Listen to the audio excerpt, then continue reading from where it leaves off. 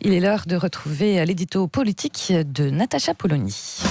Le Grand Matin Sud Radio.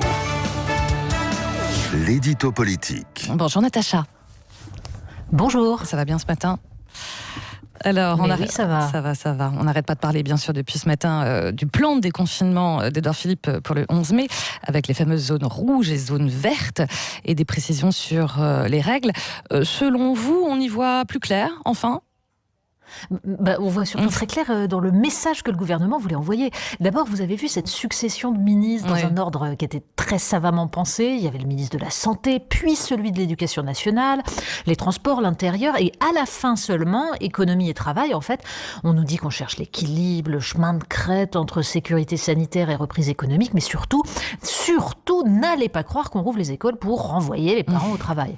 Et puis, après une intervention la semaine dernière qui était totalement infantilisante, où le Premier ministre menaçait les méchants garnements de les priver de déconfinement.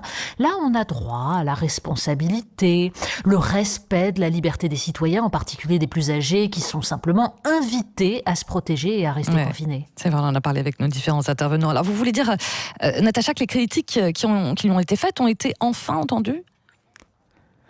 Disons que la mobilisation de certaines catégories de citoyens paie. Oui, en effet, vous en parliez à l'instant. Prenez la fronde contre la fermeture des plages. Des maires se sont mobilisés et finalement, certaines plages vont pouvoir rouvrir, à la discrétion des préfets. Mais l'évidence, c'est que le gouvernement joue très gros. On comprend très bien qu'Édouard Philippe affiche sa prudence, qu'il y aille doucement. On peut même espérer qu'il ait intégré un point essentiel. On ne gère pas une crise de cette ampleur contre les citoyens, mais en les emmenant.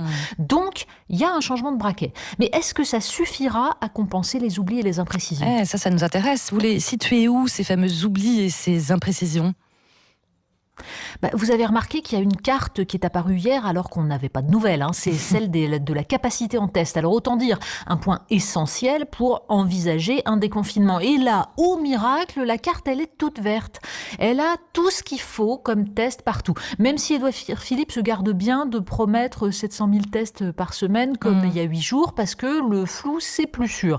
Alors pour l'instant, on en est loin des 700 000 tests. On verra d'ailleurs si ça monte en puissance. Mais pour l'instant, on teste en fait le moins possible. C'est uniquement si on a des symptômes. Ça, c'est pour les tests virologiques, ceux qui permettent d'éviter la propagation de l'épidémie. Parce que pour les tests sérologiques, ceux qui disent si vous avez eu le virus, là, de toute façon, c'est sur ordonnance et on vous explique que c'est pas la peine et que c'est pas assez efficace.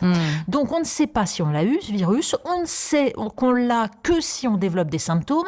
On n'est toujours pas prêt d'avoir un coup d'avance sur la pandémie. Ça, c'est à suivre. Pour terminer, Natacha Polony, à la une de Marianne ? À la une de Marianne, pas de spectacle, pas de resto, pas de fête de famille. Bienvenue dans une vie sans plaisir. En fait, on vous raconte ce qui fait le cœur de l'art de vivre à la française et qu'on veut voir continuer. Et puis, on a une enquête formidable sur la misère sexuelle en période de distanciation sociale parce qu'il y a de la souffrance. Et puis aussi, on ouvre les écoles pour lutter contre les inégalités. On va vous expliquer comment, en fait, on aurait pu vraiment penser aux élèves en difficulté. Voilà, c'est à lire dans Marianne. Merci beaucoup, Natacha. À très bientôt. Merci, Laurence. Bon week-end d'avance. Merci à vous.